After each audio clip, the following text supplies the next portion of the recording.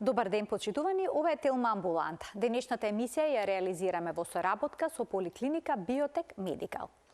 Често сте уморни, безволни и имате проблеми со тежината. Може би виновникот е тироидната жлезда, мал орган со големо влијание врз целото тело. Кои се најчестите болести на тироидната жлезда? Какви се симптомите и што вклучува диагностиката и лекувањето? Кои се најчестите заблуди поврзани со јодот, селенот и диетите во третманот на нарушената функција на оваа жлезда? Разговараме со доктор Катица Костовска, специјалист по интерна медицина.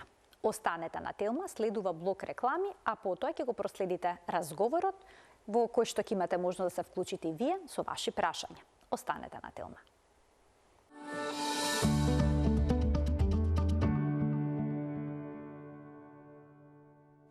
Во денешната Телма Амбуланта зборуваме за нарушената функција на тироидната жлезда. Ке дознаете зошто докторите толку често бараат да се провери функцијата токму на штитната жлезда. Во студиото гостинка ни е доктор Катица Костовска, специјалист по интерна медицина од Поликлиника Биотек Медикал. Добар ден, Марија. Добре ни дојдовте во студиото на Телма. Благодарам.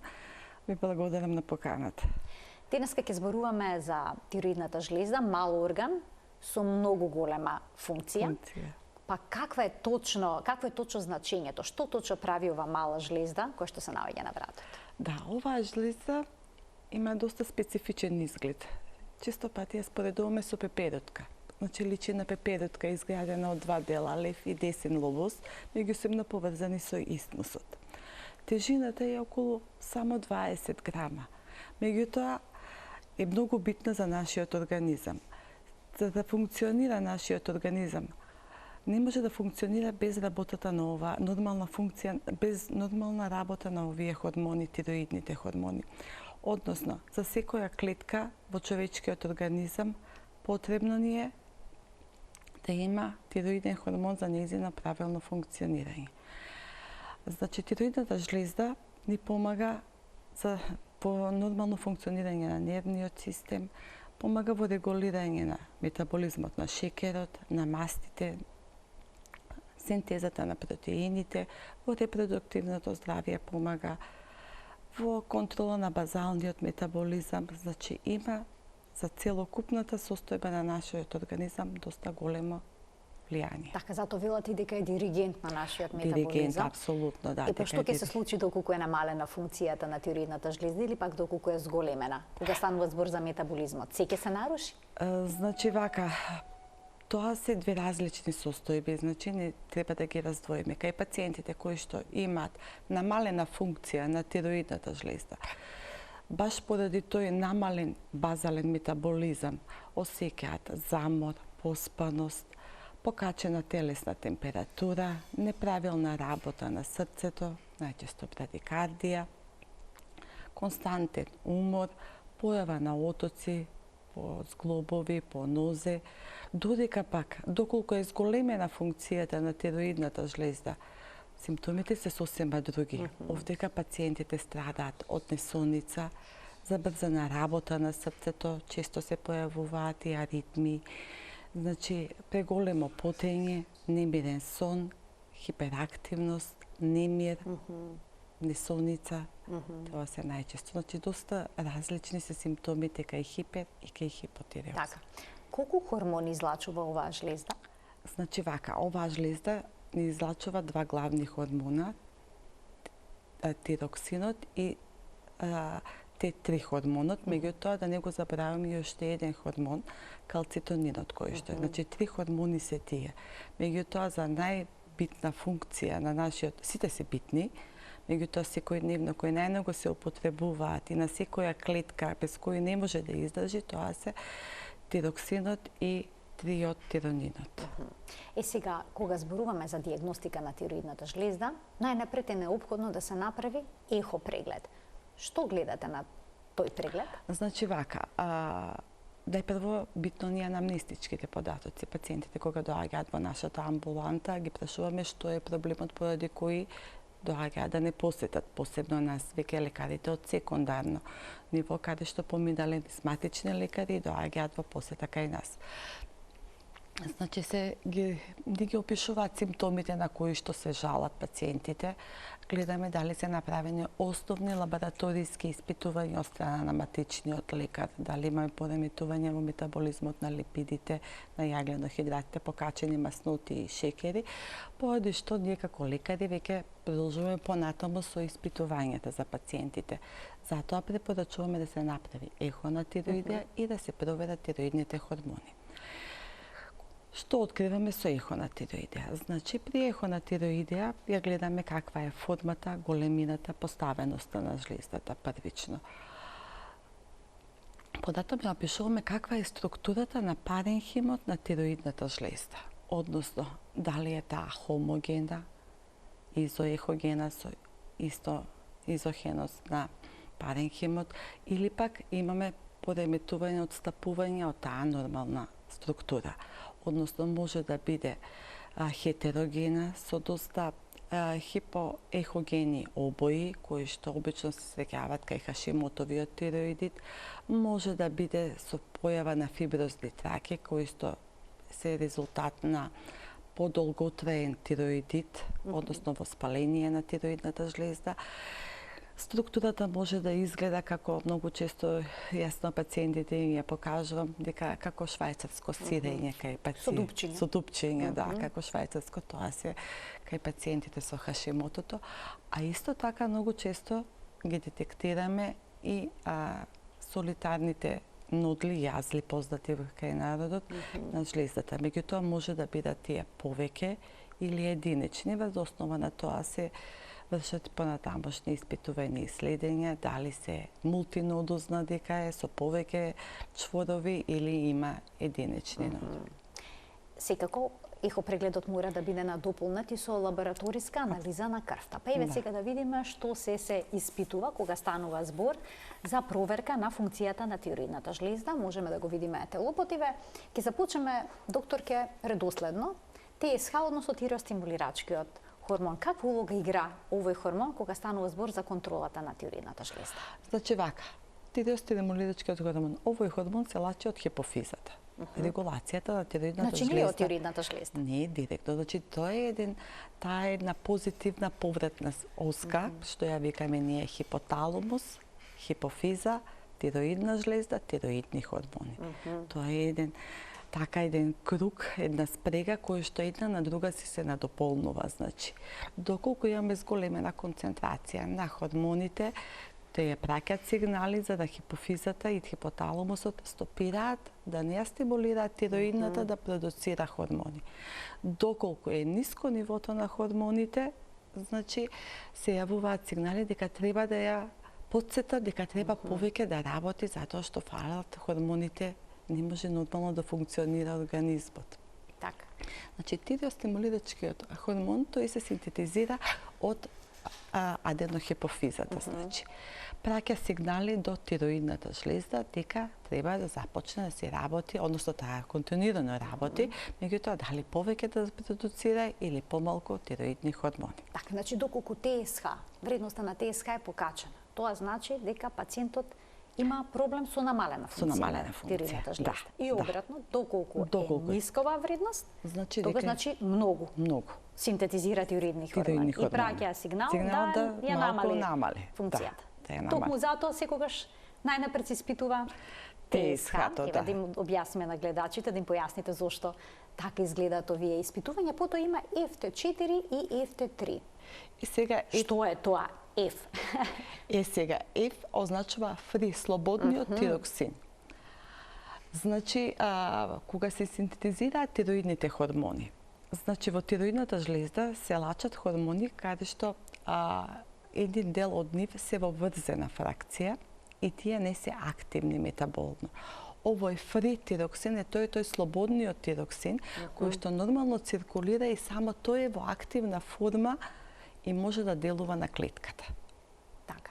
Значи, многу често пациентите читав дека треба Т4 да се провери, Т3. Т3 е неактивната форма од хормоните. Тоа е тоа доле што го гледаме, така? Да. Т3 е неактивна форма, а FT3 е активна слободна која таа директно делува на клетката за нормално да функционираат. Значи фри фракцијата е таа што делува на клетката. Дали секогаш има потреба да се испитаат и двата хормона, и FT3 и FT4? Или е доволно само еден од нив? Се зависи од симптоматологијата. Значи, кај пациентите каде што имаме гравесовата болест, што е, например, каде што е гушавоста, така? Да, со екзофтално што да тие пациенти. Значи, овде имаме преголема продукција да хормони и битно ние да ги следиме сите тие, односно вие слободни, да следиме кои како се движат со односот FT3 и FT4. Да напоменам дека FT4 се синтетизира нормално многу поголеми количини во организмот, значи го има многу повеќе, додека FT3 е во многу помала концентрација. Со тоа што исто така, FT4 има многу подолг период на полуживот во организмот, а FT3 пократок. И исто така, што е многу битно, FT3 иако е мал, али е многу помоќен. За разлика од FT4. Така. Има многу појако помоќно дејство. А какви треба да бидат нивните соодноси или какви треба да бидат нивните вредности? Значи, нормални и на кој начин се однесуваат овие хормони кај пациентите со хипо или пак со хипертиреоидизам? Значи вака, потребно е, затоа во секоја лабораторија постојат референтни граници. Тука се има и повеќе методи на испитување, разни концентрации. Затоа тоа се водиме по параметрите од лабораторискиот лист, иако секој пат има плюс-минус одстапување минимални. Значи се водиме по тие референтни вредности кои што се различни за секоја лабораторија. Се водиме по тие. Значи, соодносот секој пат треба да биде во тие референтни граници. Да. Референтни граници. За оптимално, нормално функционирање. Меѓутоа, кога имаме хипотиреоза, значи, имаме зголемен ТСХ, а намалени НСО-ви. Значи, немаме доволна продукција на овие основни хормони. Иако жлездата се стимулира да продуцира, меѓутоа нешто и фали што не може таа да ги задоволи потребите. Потоа гледаме дека има антитела. Да, антитела. Што се тоа антитела упатени кон тироидната жлезда? Значи вака, при одредени заболувања, значи кога, прво ќе се надоврзам, општо кога имаме некоја бактерија и вирус, организмот детектира дека има некое непознато тело, поради што почнува да ствара антитела и да се бори против тоа страно тело што е однадвор влезено.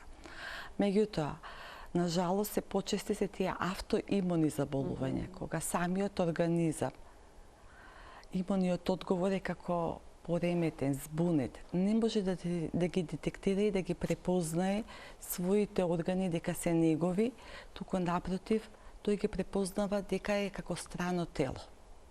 И самиот се продуцира антитела за да си го уништи органот кој што е пак во еден ист организам. Се напаѓа самиот себе си се напаѓа, да. Тоа се тие, значи во изградбата на тироидните хормони вклучени се повеќе покрај тоа што имаме стимулација од аденохипофизата, значи од хипоталамусот, меѓутоа за да се изгради тој хормон, потребно е да се изврши синтеза. Значи потребно е внесна јод да имаме, потребна ни е тироидната пероксидаза, значи тој ензим кој што помага да се синтетизираат тие хормони и тиреоглобулин, тоа е еден од протеините за кој што се врзува јодот, значи, за да може да биде изграден тој хормон, за да може да делува.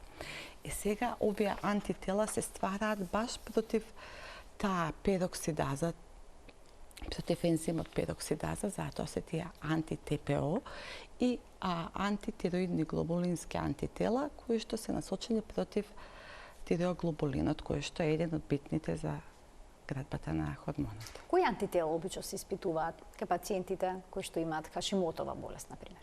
Кај Хашимотовата најчесто, во 90%, иако многу почесто, бидејќи не се и достапни, е анти-ТПО-то, значи, како што ние кратко го кажуваме. Меѓутоа, може да се провери и антитиреоглобулинските антитела, иако не се највисоко специфични, дека може да бидат тие ниски, а антителата да се подкачени. Значи не одат двете заедно, дека мора да бидат заедно покачени. Докторке, дали е важно колку се покачени антителата или е доволно сознанието дека нивниот број е зголемен? Значи вака, битно е колку се покачени, нормално, значи доколку е ниска таа граница, значи очекуваме дека тие ќе почнат да се зголемуваат. Зависи како сме го открили ние тој пациент, дали е дошол веќе со многу високи антитела или е на почетокот. Значи тие варираат антителата. Обично сите почнуваат со пониски вредности и постепено со прогресија на болеста тие знаат да се зголемуваат. И сега овие антитела не корелираат секој пат со клиничката слика на пациентот. Значи некој пат може да имаме многу високи антитела, а пациентот да нема се уште никакви симптоми развие. Може да антителата да не се многу високи, а веќе да има симптоми на хипотиреоза. Значи тоа е се индивидуално. Затоа кога спомнавме како се прегледува пациентот покрај добро замината анамнеза, ехото на тироидија, ги следиме и овие параметри ги испитуваме. Тоа значи дека пациентот може да има покачени антитела, а да нема видлива промена на тироидната жлезда? На ехо може да има, обично на ехо веќе се има промени. А може да нема никаква промена доколку е фатено, доколку може да се случи, може да се случи и тоа, меѓутоа многу е ретко, толку вака случајно да биде сето тоа, ептен е ретко. А хормоните, значи, може да бидат во нормала, да се најнормални хормоните, жлезата да функционира нормално, а антителата да бидат покачени, да, може и тоа. Може долго време да обстојува таква состојба? Да, може така да трае и 2-3 години, тоа е се различно, индивидуално и тоа се зависи од животниот стил. Сепак тоа тој имунолошки одговор што ни се пореметува, се должи на оксидативниот стрес во организмот и на инфламацијата. Затоа е понатаму сигурно ќе разговараме дека тоа е зависи од животниот стил, од режимот на исхрана, од стресот кој што го допринесуваме, колку си посветуваме внимание на самите себе за да ги успориме некои работи. Колку често треба да се контролираат антителата во крвта насочени кон против тироидната жлезда, бидејќи некои пациенти кои што имаат таков проблем постојано следат дали се покачиле, дали се намалиле, колкав е нивниот број? Значи вака, кога имаме дошол на преглед и гледаме дека на првиот преглед имаме покачени антитела, меѓутоа вредностите на хормоните не се во референтни граници, препорачуваме следната контрола да биде за 4 до 5 месеци. Добро. Исклучок е доколку при определен стрес, значи некој појак инфект, може сето тоа да направи некоја турбуленција во организмот, тогаш советуваме да се јават и порано пациенти. Значи стресот влие врз функцијата на тироидната жлезда? И стресот и некои одредени заболувања, значи и вируси, појаки инфекции, исто така дополнително го ослабнуваат имунитетот. Тоа е тоа, затоа се тие антитела кои што се поврзани со имунолошкиот одговор на организмот, може да се случи, значи и порано да се активира тоа потребата да се започне од терапија. Т3 и Т4 поретко се испитуваат во лабораториските анализи. Во кој случај барате ке пациентот да се проверат овие вредности? Значи, обично кога сакаме, кога имаме пациенти каде што имаме и при ехо откриени сомнителен наод на некој нодус, кога имаме токсична струма, мултинодозна, бараме да се направат скоро сите хормони. Така има и дополнителни, калцитонин, потоа... Да, калцитонинот, спомнав дека и тој е еден од хормоните кои што се продуцира. ERC3. Но сето тоа кај пациенти веќе кои што имаат кога веќе постојат, проблем, како што е карцином на тироидната жлезда. Предпоставка дека може да се крие некој карцином, Значи тоа не се редовни не е во рутински основни прегледи од кои што започнуваме веднаш со тоа. Така ќе ги поканиме гледачите, почитувани од овој момент емисијата е контактна. Можете да се јавите во програма, да поставите прашање на оваа тема. Првите тројца што ќе се јават во денешната Телма амбуланта ќе имаат можност да направат бесплатен преглед во вашата болница. на ехо? Ехо на тироидна жлезда. Така, ехо на тироидна жлезда. Во Биотек Медикал. Во Биотек Медикал, да. Така, ги очекуваме вашите прашања. Ние, доктор, ќе продолжуваме понатаму. Кога ќе утврдите дека некој пациент има автоимуна болест, односно Хашимотова болест, што кај него треба да се преземе? Значи, што треба да се преземе? Значи, треба да му се објасни прво на пациентот дека тоа не е смртоносна болест. Обично се исплашени кога ќе им кажете имате некој проблем со тироидната. Најчесто пациентите се исплашени дека им соопштувате такво нешто. Прво треба да му се објасни дека таа не е смртоносна, дека се контролира, дека на почетокот можеби не е за терапија. Некои пациенти и веднаш почнуваме со терапија, кои што имаат високи од старт покачени вредности на ТСХ-то. Дека да правилно да се едуцира како да се зима таа терапија пациентот, значи на гладно, добро ке сите тие работи. Дека животниот стил може најнормално да спортува, да се движи, да работи, не го ограничува во ништо.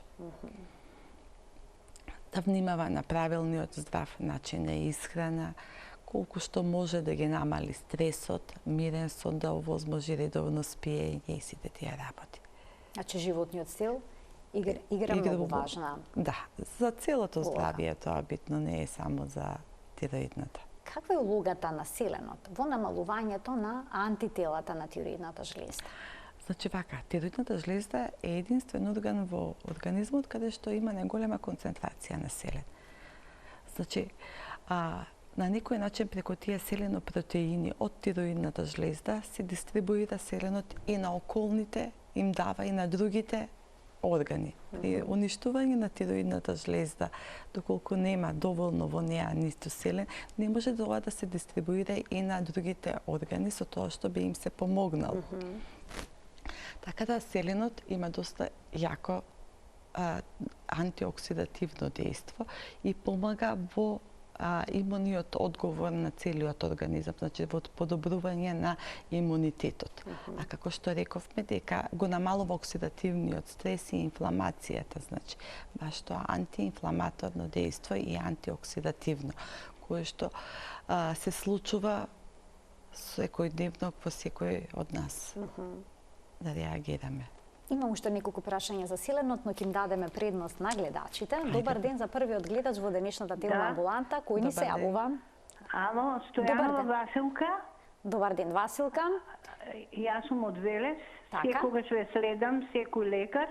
И имам мака од тироидната жлезда, одам и у Скопје, идам и у Велесе. Онатом и тоа што кажа докторката, тахикардија на срцето, гушење, тоа не е убаво, ваздух не можам да се земам, шо, како сакам да се испитам, пием апчиња. Какви апчиња пиете? Хормонска терапија за тироидната жлезда, намалена функција имате или зголемена?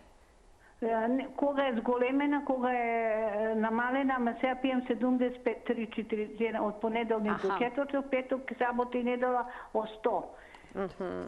Така? Точно, ја не можам да ви кажам резултат ми е, а имам документ, се одам, јас се следам, оти си имам мака. Така. Па ќе можете да направите еден преглед. Еден преглед, една консултација. Каде во докторке? Тоа е во поликлиника? Во поликлиника Биотек се наоѓаме во Капиштец. Така.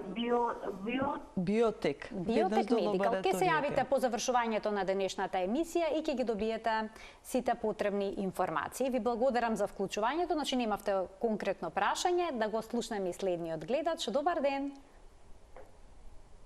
Ало? Добар ден, кој се јавува? Добар ден. Светлана Гиразова. Така, Светлана, добар ден, како сте? Добар ден. Добро, во ред се гледаме. Прекрасна ви е емисијата.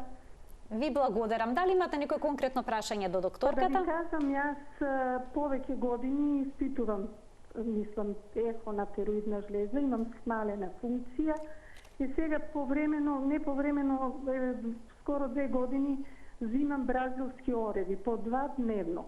Ми препорача една лекарка поради селенот да го користам, така да сега не сум правила ова ехо многу поодамна и би сакала веќе кога имам шанса да појдам кај докторката и да направам едно ехо снимање.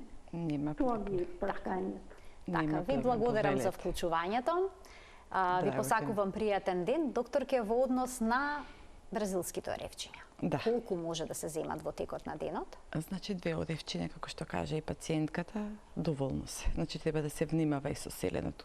Иако знаеме сите дека е доста моќен антиоксидант, битен за целиот наш систем нерви, за нормално функционирање на нашиот организам, меѓутоа сепак треба да се внимава и со внесувањето на бразилските оревчиња. Тие имаат јака концентрација на селен. Доколку земат бразилско оревче, не треба да се зема дополнителни суплементи. Значи, мора да се внимава во сето тоа. Значи, може да се претера, можеме да се предозираме со селен, Значи, тоа не е безопасно, така?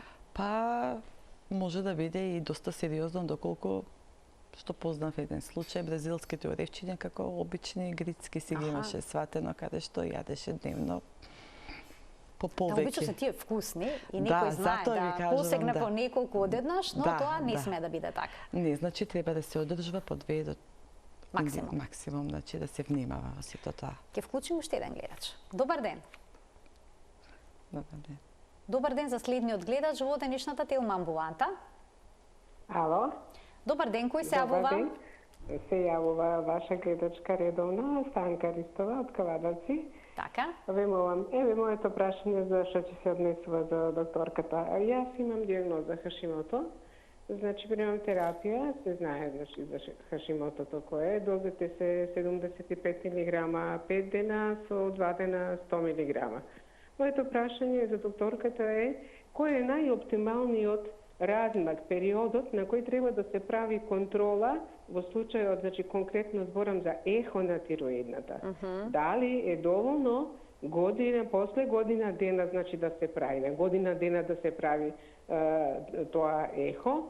И второто прашање, бидејќи често пати нема, значи, реагенции за испитување на антителата, дали смета тоа, без да се одредат антитела, да се прима одредено време со паузи, еве го слушнав претходниот одговор вашиот за селено, дали смета без да се одредат антитела, да се прима селен и колку време треба да се прави пауза за примање на селенот. Така, 2 убави прашања, ви благодарам за вклучувањето, само дали ги оставивте вашите податоци во режија? Да, добро, ви благодарам, имајте пријатен ден. Повелете, докторки. Значи, 2 убави прашања имаме од гледачката. Одлични беа прашањата. Значи, првото прашање беше колку често се прави ехо на тироидија кај тироидна? пациенти кои што се диагностициран веќе Хашимото.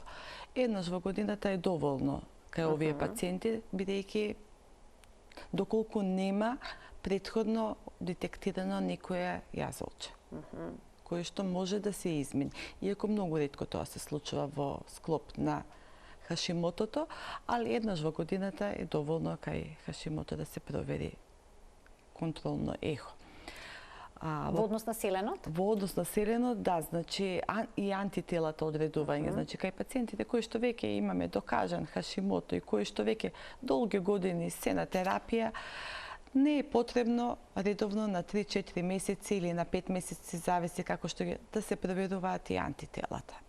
Значи, тие растат, дури кај одреден број на пациенти достигнуваат до преку 1300, одредени лаборатории над тоа веќе реагенсите не ги детектираат колкава е концентрацијата на тие антитела во организмот, само пишуваат на извештот повеќе од 1300 или 1500, зависи од лабораториските параметри.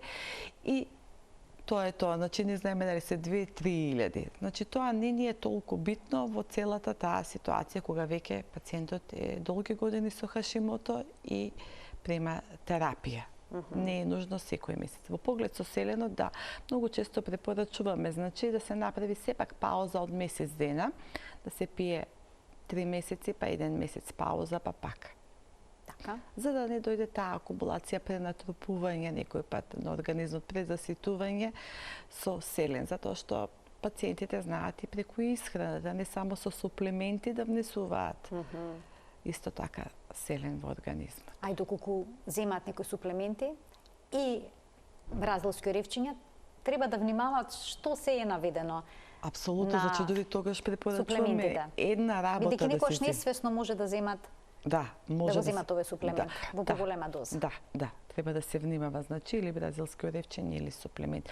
Сепак, најдобро е тоа да се појде на лекар, да се разговара со лекарот, затоа што вие кога ќе дојдете на лекар, лекарот ве прашува како се храните, што вдесувате, конзумирате ли риба, конзумирате ли млечни, месни производи, месо, која храна ја конзумирате, зеленчуци, дали таа храна содржи битни елементи за вашето здравје или не, доколку не е нормално, препорачуваме со кои суплементи и како да се земаат. Докторке, оние кои што имаат проблеми со тироидната жлезда, некаква болест, советувате ли да направат промена во режимот на исхрана? Дали може помогнат диетите? Да се исфрлат или пак да се внесат одредени продукти? Да, многу често пациенти кога доаѓаат во ординација не прашуваат дали да започнеме безглутенска диета. Значи, доста читат по интернет дека глутенот било поврзано со тироидната жлезда и сите тие работи. Тука би сакала и многу често им го објаснувам тоа на пациентите, дека пациентите интолеранцијата кон глутен и кон одредени хранливи производи е индивидуална. Значи, меѓутоа и тоа е пак во склоп на едно автоимуно заболување. Значи, дали да се елиминира глутенската храна, безглутенска храна, дали да бидат пациентите. Најдобро, доколку постои сумни за такво нешто, да се направат тестови на интолеранција на храна, за да видиме дали навистина кај тој пациент имаме и такви здравствени проблеми и пореметувања во имуниот систем и имуниот одговор. А инаку, нормално, кај пациентите, посебно со хипотиреоза, на жалост имат покачена телесна тежина, кај голем дел од нив се случува да имат. Препорачуваме хигиено-диететски режими, физичка активност. Меѓутоа, тие режими не се на некои ригорозни диети, така да дојде до изгладнување. Значи, како и секој пациент што влегува во лекарска ординација, каде што насочуваме да се избегнува нерафинираниот шекер, значи пржената храна, да има секојдневно темпо на физичка активност, доколку не е во можност да оди во теретани, да вежба, да спортува или финансиски за тоа е ограничен. Секој ден пешачење, движење по пола саат, 45 минути, тоа е добро за целиот организам, не само за тироидната и за регулирање на телесната тежина. Ќе вклучиме уште еден гледач. Ајде, повелете. Да го слушнеме следното прашање од гледачот кој што ќе се вклучи во овој момент во денешната телма амбуланта. Добар ден. Ало, добар ден. Повелете. Добар ден. Поздрав до докторката и поздрав до вас. Ви благодарам. Ве следиме постојано и многу ми се допаѓа емисијата, бидејќи имаме многу поучни и многу врвни доктори, да кажам, и ви се заблагодарувам. Ви благодарам. Ви благодарам и јас на вас и секој пат ја следам емисијава. Меѓутоа сега, дали би можело да извршиме еден преглед кај докторкава, да ни кажете каде поточно се наоѓа и што податоци треба за прв пат? Да, значи можете да се јавите во поликлиника Биотек Медикал. Ние сме лоцирани во центарот на Скопје, во Капиштец. Веднаш до лабораторијата Биотек, каде што ние, и да закажете преглед во нашата амбуланта. Дали имате некое конкретно прашање во денешната емисија? Прегледите се вршат од сабајле, така? Рано на сабајле, наутро? Значи вака, работното време, доколку ви е потребно ехо на тироидеа, значи зависи од работното време. Од 8 до 4 сме обично на работа. Така? Така, а доколку сакате лабораторијата на нас не работи, нашата лабораторија 12 часа. Да. Значи може веднаш да се завршат и двете работи во 12 да дојдете, да се, доколку не примате терапија, значи да појаснам, доколку примате терапија за тироиде од сабајлето, сте ја испиле, нема да вадите крв во 12 часот. Се препорачува да се проверат тироидните хормони кога пред испиена терапија. Значи пред испиена терапија. Тоа беше уште една дилема што сакавме да ја разрешиме, само да се заблагодарам на гледачката што редовно не следи што се вклучи во денешната телма амбуланта. Значи нагладно пред да се испие лекот се препорачува, да. Значи затоа пациенти кои си имаат терапија препорачуваме нагладно да да се произведи крвта. Наутро да се направи испитувањето или може да се направи попладне, дали тоа е важно? Пожелно е значи да се направи наутро на гладно кога организмот е одморен, меѓутоа доколку не е во можност тоа што е на работа, може и покасно, меѓутоа многу е битно да биде на гладно испиен леко, значи 2 часа, саат и пол да биде, значи после тоа оброкот. Така да се изгладнуваат, малку им е тешко, така да пациентите се навикнаа на саба или одат на гладно, вадат крв, проверуваат се, па го пијат апчето. Пациентите се случени со бројни заблуди кога станува збор за селенот, диетите и јодот во терапијата, кај нарушената функција на тироидната жлезда. Ги уфативме селенот и диетите, а сега да проговориме и за јодот. Дали имаат потреба оние кои што имаат намалена функција на тироидната жлезда да земаат препарати кои што содржат јод? Обично домашно приготвени. Тие се мощно популарни и се споделуваат во групите на Facebook обично, помеѓу пациентите кои што се соочуваат со еден ваков проблем. Па да или не? Значи вака, една од причините за хипотироидизам, ние го зборувавме до сега само Хашимотото, меѓутоа може да биде и поради дефицит на јод во организмот. Затоа се препорачува да се зема храна, да биде јодирана солта, значи во секојдневното темпо на животот. Дали да земаат чист препарат на јод? Доста често се случува тоа да приготвуваат некои препарати за со ракија, со младо оривче и сите тие работи за... Јас лично како лекар не препорачувам такви рецепти да земаат побабени лекови, значи препорачувам да се оди по ония традиционален медицински пат. Медицина базирана на докази. На докази, да. По нашата медицина базирана на докази, бидејќи не знаеме и тие препарати од кај се, што се приготвени, што уште дополнително е ставено и смешано и може да се направи доста големи проблеми во организмот. Значи доволно е користењето јодирана сол. Јодирана сол, значи соодветно приготвено јадење, да не биде нели солта доколку се стави во храната, таа ги губи делот и се готви со неа, ги губи делот својствата. Јодот ги губи, не е во истата активна форма. Затоа и во вегетите, другите зачини кои што се користат секој ден во домашната употреба, пишува користи има јодирана сол. Значи посебно на тоа да се обрне внимание за користењето на јод. Во продолжение на емисијата ќе оставиме простор на прашањата од гледачите. Добар ден за следниот од нив. Добар ден. Добар ден, повелете. Поздрав до вас и до докторката. Ви благодарам. Имам едно прашање. Повелете. Случајно пред 2 години ми се откриени чворови на тироидната жлезда. Беа 2 чвора. Минатата година направив контрола, тие се зголемиле на 4 и плюс 1 циста. Меѓутоа, тироидната жлезда работи нормално, хормоните се во ред, значи таја си ја извршува функцијата. Не примам никакви лекарства, докторот ми препорача биопсија, меѓутоа некако јас се исплашив и до ден денес не го направив тоа. Што препорачува докторката? Дали треба да се направи задолжително биопсија, инаку немам никакви проблеми, нити со голтање, нити некаков друг проблем. Така, ви благодарам за вклучувањето во програма. Што би советувале тука? Значи, вака, кај пациентката веќе имаме од 2 станати 4 чвора. Најверојатно потребно е да се споредат старите со новите наоди, односно старите чворови, дали има измена од тоа како биле пред 2 години и како се сега, дали се зголемени, например.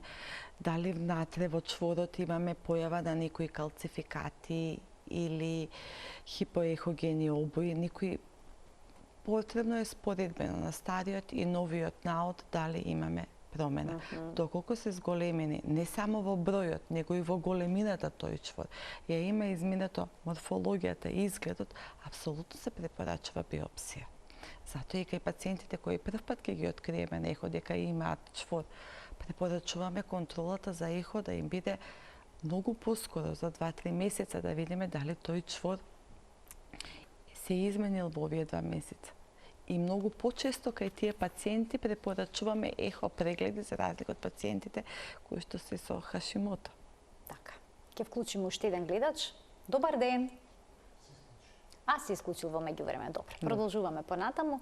Дојдовме до јазлите, до чворовите на тироидната жлеза. Како изгледа биопсија на јазол? Дали е тоа комплексно и страшно? Бидејќи еве се плашат многу чисто. Да, значи оние кои што ги имаат нормално го имаат проблемот. Да, значи видете, таа е една метода во која што има болка, се осеќа, меѓутоа не е страшна и тешко издржлива.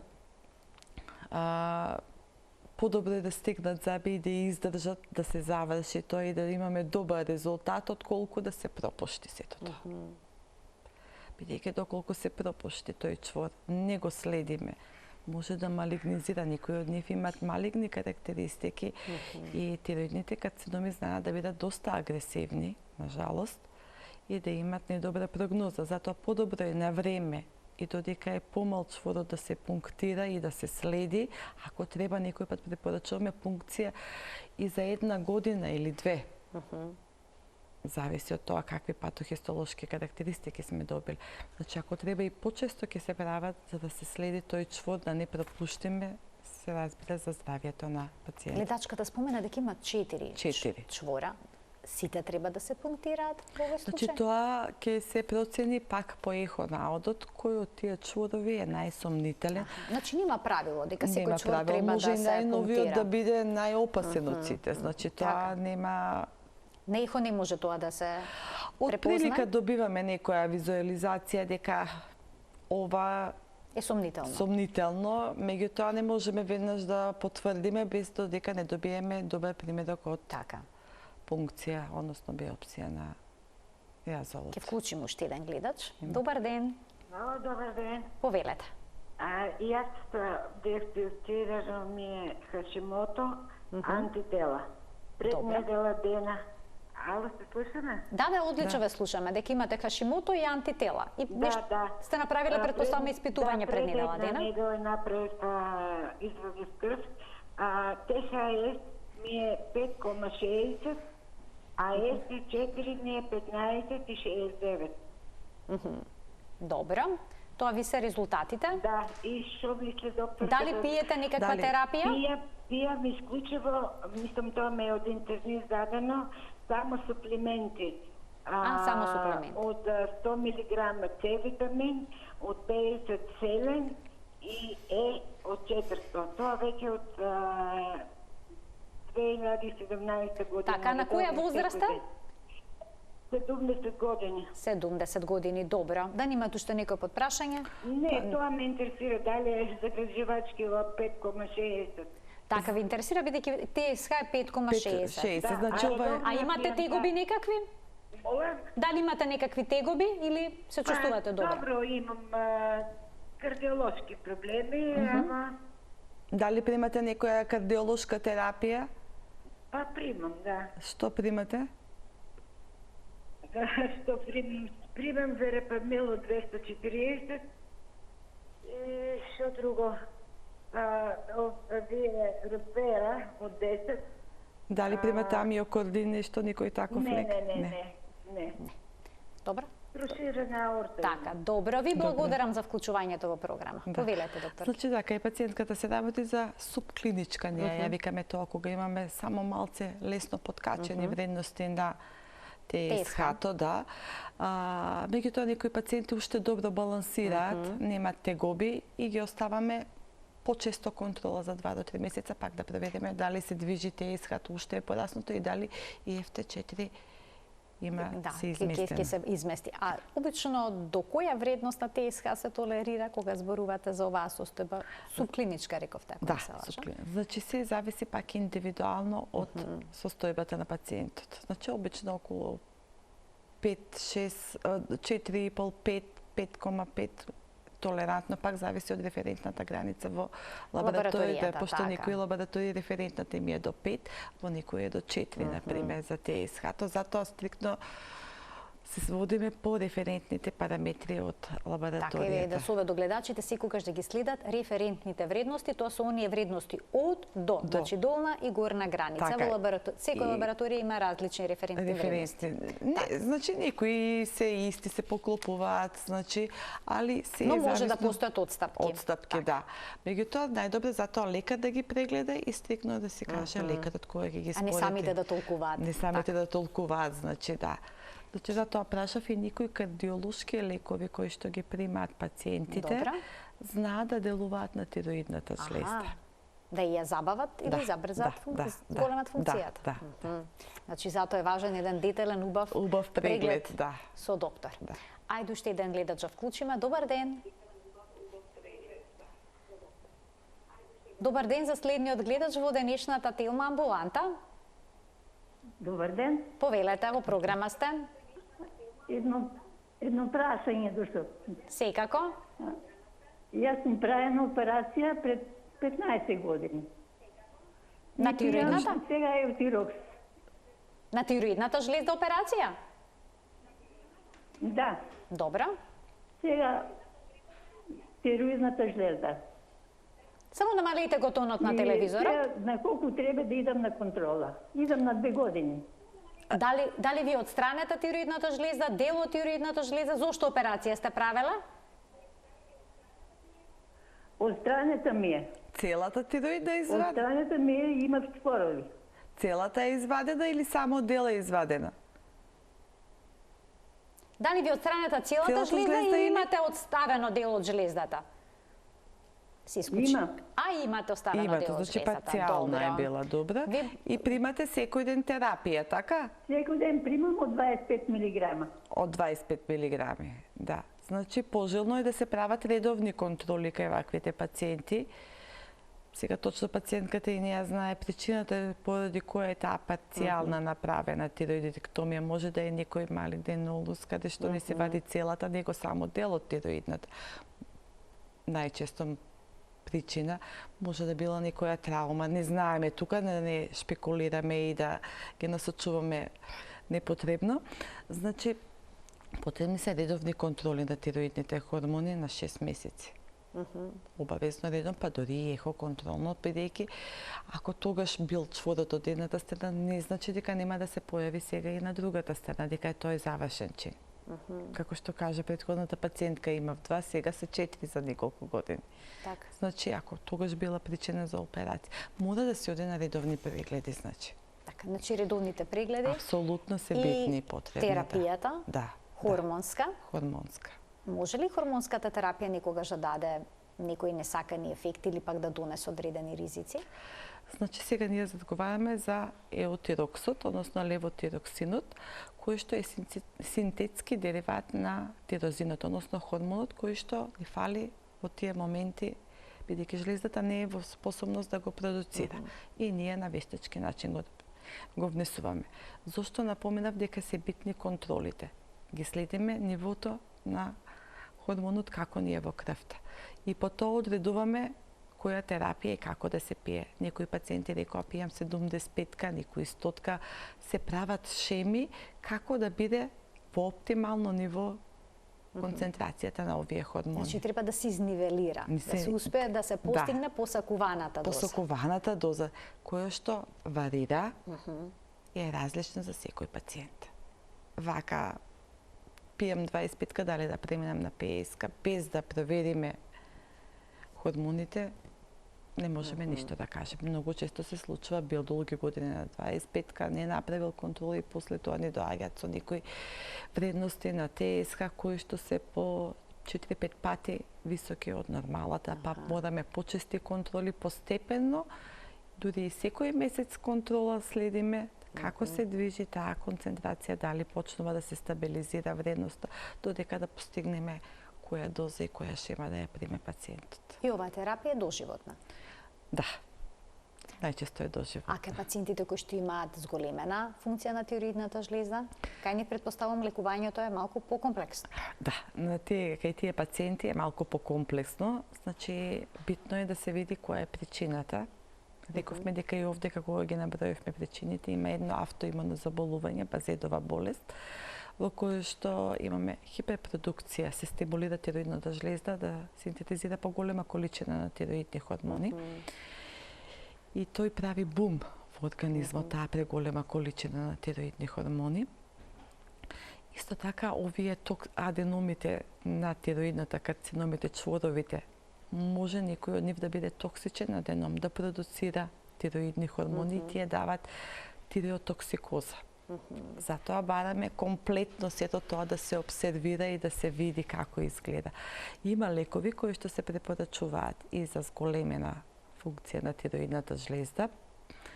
Тоа се најчесто пропилтиурацилот и тиразолот, кои што индивидуално се дозираат за секој пациент и се титрираат како да се пијат.